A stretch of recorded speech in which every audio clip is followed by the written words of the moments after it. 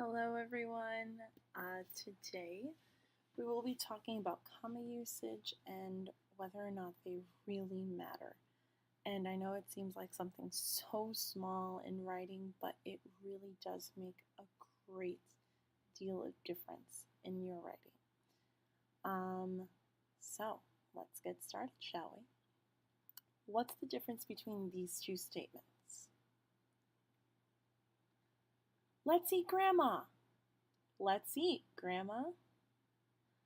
The answer to this question is cannibalism.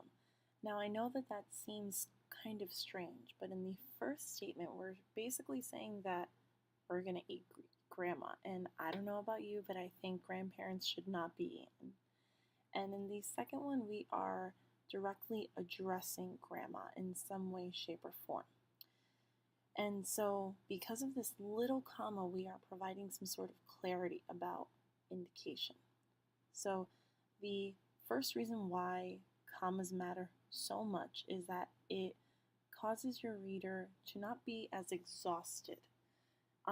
If you were to continuously put a run-on sentence after run-on sentence, then after a while your reader is going to feel very, very tired. And, as we already said, it will eliminate run-on sentences, which is a phenomenal thing to do. And the last point is that they provide clarity.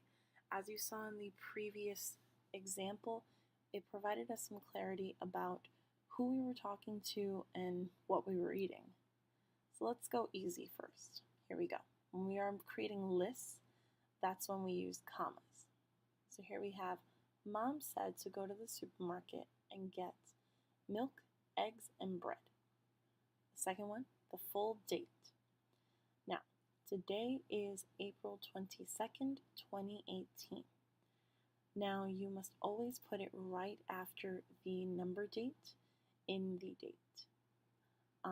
Also, when we're using interjections. Now, in case you forgot what interjections are, it's basically those words like, oh, ah. So in this case, oh, she's coming to the party.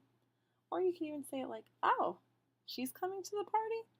It ultimately depends on whether or not you like her. Also, whenever you're using numbers over 999. So here we have 1,234. And also when you are using, when you are stating cities and states. So note, the comma comes after the last word in the city and then the first word in the state. So let's keep this going. So if you are directly addressing someone in a sentence, then you would have to put a comma after the person's name. So here we have, John, are you coming with us? Maybe we're going to the same party as John with this other she. When you are introducing dialogue. So in this case, Bruno Mars asked, are you drippin' in finesse? So you would put a comma after the verb in this particular thing. So it can look like replied, exclaimed, asked. It can be a variety of different verbs, but it would come after the verb and before the actual dialogue begins, as you can see indicated here. When you are providing extra information. So this can come in a variety of ways. It can look like a phrase such as, Jake, who works for State Farm, loves scrapbooking in his spare time. And what you would do is the entire phrase that is being seen as extra information would have two commas on either side of it.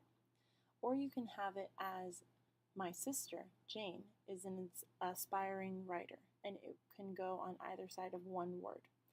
Now, the next one is using subordinate or dependent clauses. Now, we talked about this a few weeks ago. Remember, we talked about this with dependent people. If someone is dependent, that means that they rely on somebody to help them out, to take care of them in some way. And we see that in sentences too.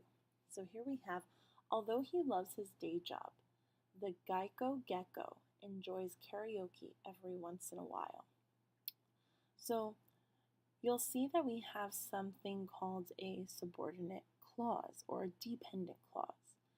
That is, although he loves his day job. If we were to put a period at the end of that phrase on Microsoft Word, we would end up having a fragment and we would get that silly little green squiggly line that we keep talking about. We don't want green squiggly lines. So annoying. But the way to fix that, at least when it's a subordinate clause or a dependent clause, is by putting a comma after that phrase. And if you notice, the Geico Gecko enjoys karaoke every once in a while. That is a full-fledged sentence that can stand on its own. The next one is using coordinating conjunctions. Remember, that is fanboys, standing for, and, nor, but, or, yet, and so. Whenever you use one of these words, there must be a comma directly in front of these words, and they combine independent sentences or clauses together. So here we have, my dog sleeps on the bed, and my cat sleeps in the bathtub. Both of these can stand on their own.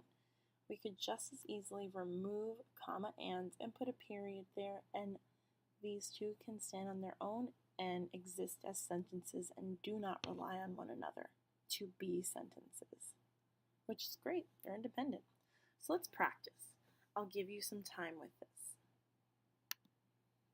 So normally at this moment, I would provide students with about 5 to 7 minutes to complete this particular exercise since they're writing down the sentences word for word. But we're just going to jump right in. So here we have these sentences here, and here are the answers provided for each of them. So the Mississippi River, which is over 2,300 miles long, is the second largest river in the United States. Because this is seen as extra information, we have to hug it with commas. Ralph Ripley's most popular song, Under the Pine Tree, is one of my favorites. This is seen as another sentence that is providing extra information on what the most popular song is. The most popular song, you might be asking, is Under the Pine Tree. So please be mindful whenever something's in quotation marks. The first quotation mark is outside of the quotations, and then the second one is inside of the quotations. So I kind of tricked you guys with this one. So let's look at this. Nancy read the information about commas carefully, and she earned a perfect score on the practice quiz. This is an example of fanboys. So with fanboys, remember you are combining two independent clauses together. Now with the second one, Betty did not read the information about commas carefully and earned a low score on the practice quiz. So because this does not have a subject in the second independent clause, it cannot be considered an independent clause. It's actually seen as a dependent clause.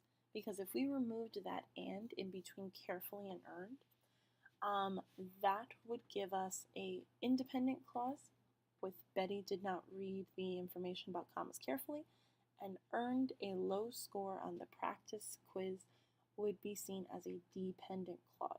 So in this case, no commas are used. I tricked you. I'm sorry. So the next one we have is, if we hurry, we can make the bus. So this is seen as a dependent clause in its own way as well, because again, same logic applies here. If we put a period in between hurry and we will end up with that green squiggly and a fragment in the beginning because of that if. Then the next one, we have a calm, easy winder. Oops, I meant to put wind. My apologies. We'll just change that really quickly. There we go. Wind. So because we are listing adjectives that are associated with the word wind, we will have that as a list. So then for the next one, we have the closet contained worn clothes, old shoes, and dirty hats. So all of these are listing things that are inside of the closet at that moment. And so we have worn clothes, comma, old shoes, comma, and dirty hats, period. So it's very, very important that we maintain that order of adjective, noun, adjective, noun, adjective, noun, because it's something called parallelism. We'll spend more time on that another day. So then the next one we have, after a good washing and grooming, comma, the pup looked like a new dog. And so after up until grooming would be seen as a dependent clause once again. So here we have a paragraph that I would give to students, and they would have about maybe 7 to 10 minutes to fully complete this. And then they will be shown the answer slide after that time allotted. And here is the answer slide. I hope that you did well on this, and if not, don't worry, there will be a multitude of different times to practice this. So, good luck.